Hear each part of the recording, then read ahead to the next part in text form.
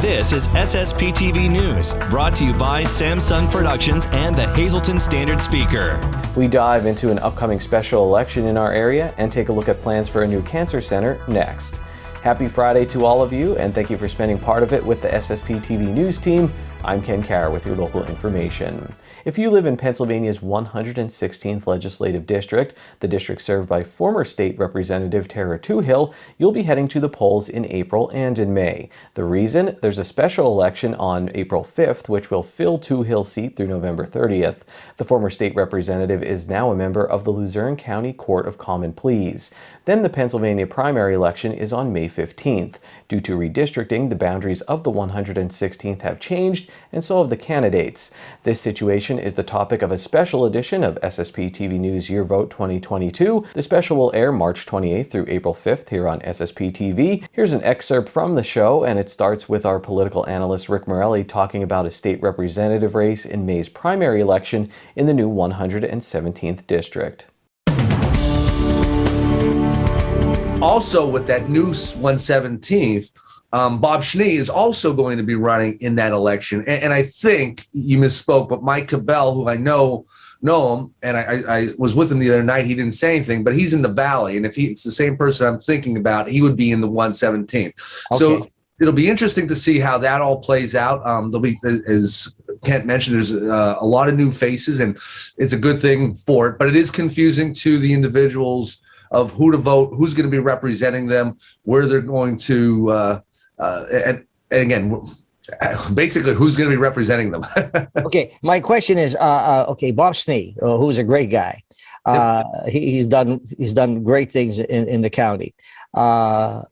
If he wins, he has to run again in the in the main primary. So if he wins the special election, he will run his term until November, December-ish. But he is also then going to run in the May primary for the new 117th. And that, if he wins the primary, then it'll go to the general in November. And then whoever wins that will then have a 2-year term. Okay, I understand that. So that's where it gets a little confusing because there's a little bit of an overlap. Okay, now what's the story with Mike Cabell?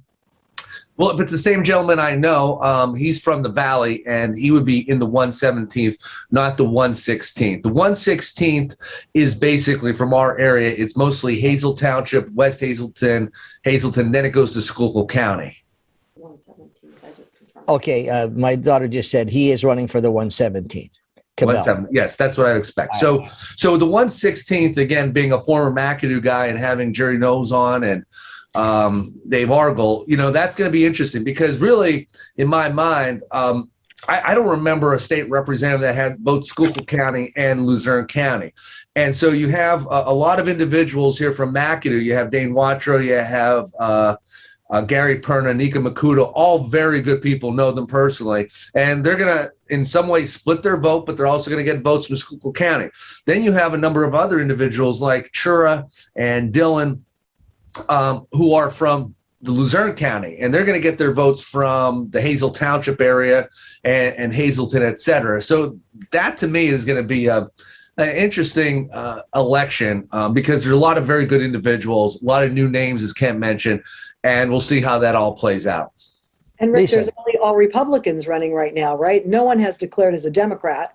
So far, only all Republicans, and they're really going to split the vote because there are so many running. So it's going to be. That's a good point. There's anybody's game.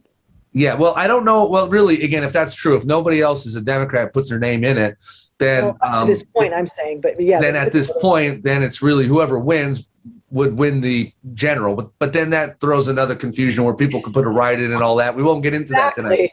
But the fact is that it does show there are a lot of Republicans out there running, and you're not seeing a lot of Democrats. That tells you something else, Sam, too.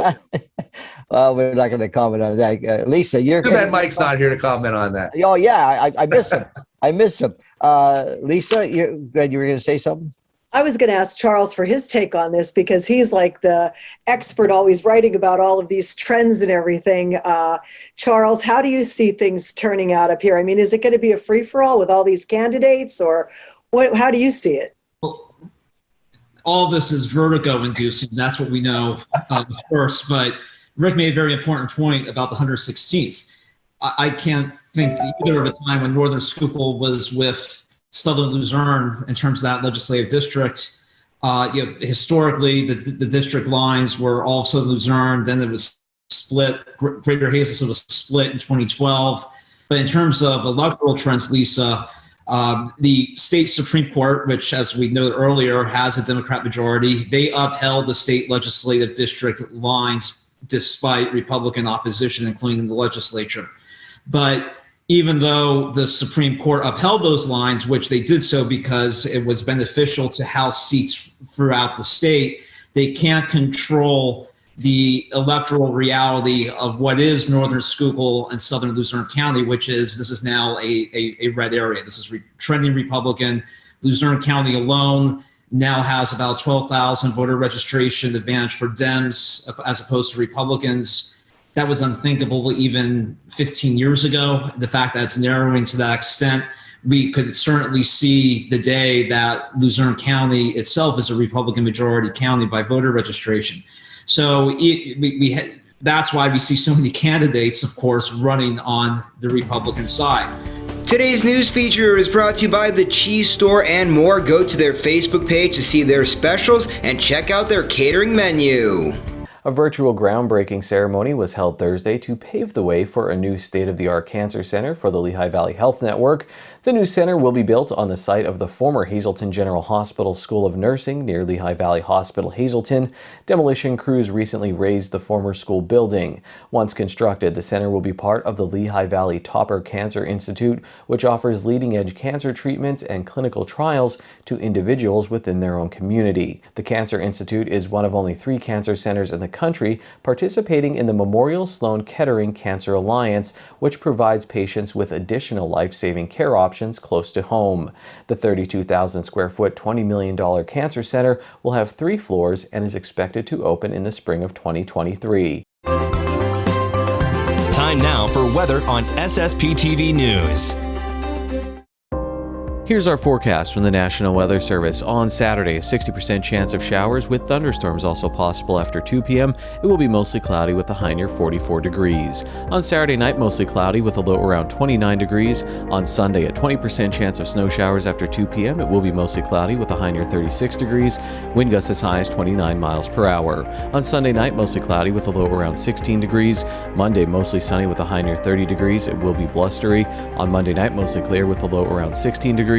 Tuesday is sunny with a high near 39 degrees, and on Tuesday night, partly cloudy with a low around 25 degrees.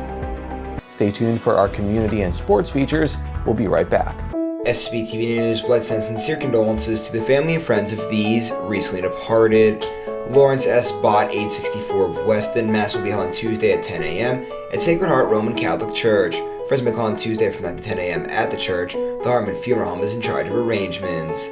Rachel Don Cool, age 49 of drums. The funeral service will be held on Monday at 11 a.m. at the Butler Chapel, the Croton Hughes Funeral Home. Friends may call on Monday from 10 to 11 a.m. at the funeral home. And John R. Casadas Jr., age 83 of Mifflinville. Services will be private under the Dean W. Cringer Funeral Home. Tonight's obituaries are being brought to you in part by Harmon Funeral Homes and Crematory, with 2 locations in Rockland and in Drums, 570-384-3312 or 570-788-0977, and go to harmonfuneral.com.